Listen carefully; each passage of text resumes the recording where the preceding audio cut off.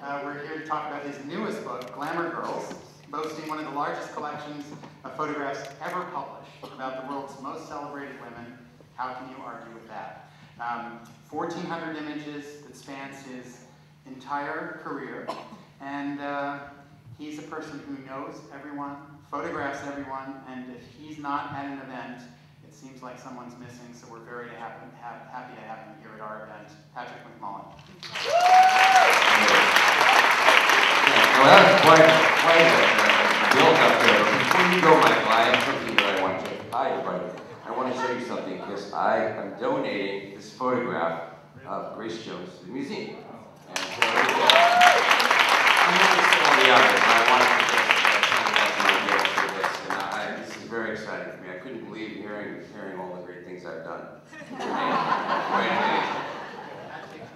So this is Grace Jones. It was back in the 80s, and I just sort of love this picture. To me, it sort of was one of the inspirations to the whole book of Glamour Girls, because Grace was definitely a glamour girl. There's no question about it.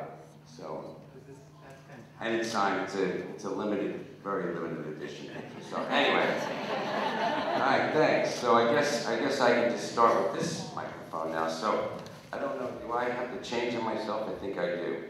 So anyway, my name is Patrick McMullan, and I started back in the 1980s working as a photographer, and my first job really was for Details magazine, and Annie Flanders, who was the editor-in-chief, gave me a chance and gave me a job being able to take pictures with Stephen Sabin, who was the great columnist. So my job was really fun. It meant I got to go out every night and take pictures, which I couldn't think of a better job, you know, going out to parties. And here's another one. This is Madonna. And somebody at the time had said to me, would you like to meet this girl Madonna? She's a singer. And I said, sure. You know, we were at another party, and I remember Jack Nicholson was there, and I thought, well, Jack Nicholson, was kind of like a cool guy, but I went and met Madonna, hung out with her, and I got to be friendly with her. She's, as you know, turned out to be quite a star. And one of the first costume institutes is the New York City Costume Institute, and that's where I first saw this woman. And her name is Nan Kempner, and she was probably, it was so glamorous, and I mean, it holds up today. This was in 82 or 3, and that's John Richardson, who wrote the Picasso book with her. But I didn't even know them, but they were walking by, and I had my little camera, took a picture, and she turned out to be a very nice friend and a very interesting woman. And this is Carolina Herrera, who also I heard about and read about, but there she was in this great dress. It was like a velvet dress, and that's her husband Ronaldo behind her. And here's Carolina today. So she has stayed as the most stylish woman. To me, as a designer, Carolina Herrera really knows how to do it.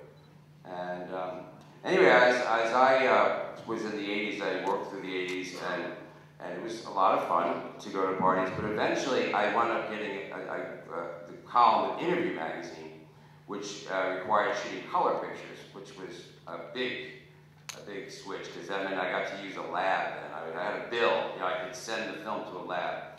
And in the old days of black and white, I used to have to develop all the film.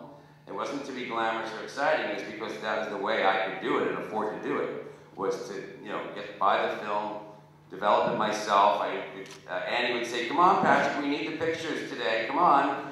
And she'd call up around midnight and say, did you get them done yet? And I'd say, almost. It's, you know, and it was a hell of a way to start. But I'm such a night person. If it wasn't for Details, which were night people, I don't think I ever would have been able to have had a career. But Annie would say, well, then do it right now.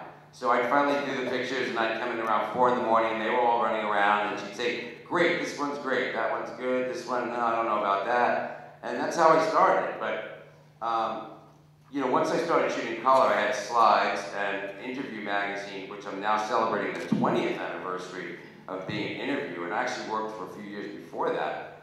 But anyway, I guess I'll show you the next picture. There is one of my classic glamour girls, the fabulous Angela Janklow, Harrington Stein.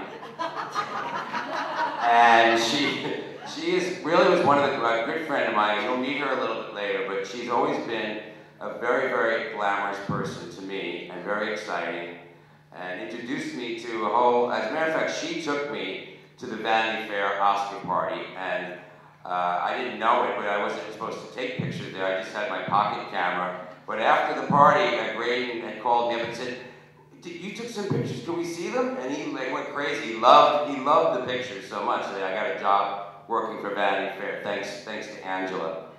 And anyway, so let's see who's next. Oh, and there is another great girl, is also in Dolce & Gabbana. Those were both Dolce & Gabbana, and that is J-Lo. And I remember this was for the Dolce & Gabbana book party, and I think she did not want to do her hair. She was in a rush, and she did her makeup. She didn't want to do her hair, so I guess the guys at Dolce decided, you could just wear a, what do they call that, a snood or something? So she still looked so glamorous. I was inside the party, when she saw me, she said, "Okay." So she stopped and